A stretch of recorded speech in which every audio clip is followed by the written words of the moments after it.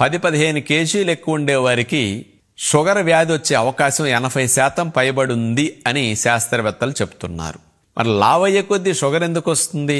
Obesity ఉన్నవారికి sugar రావడానికి కారణం చూస్తే వాళ్ళల్లో రక్తంలో చక్కెర స్థాయిలను నియంత్రించే ఇన్సులిన్ పనిచేయకుండా అయిపోతుందన్నమాట.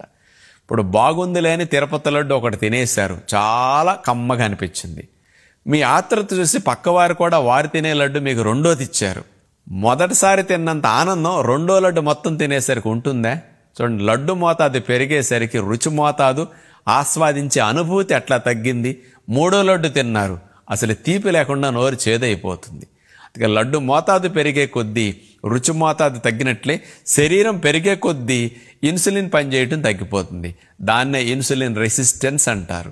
అంచేత ఒబిసిటీ వస్తే షుగర్ వచ్చే అవకాశం 80% ఉందని మరవకండి. ఒబిసిటీని తగ్గించుకునే జీవనశైలిని మీరు మార్చుకుంటే మంచిది.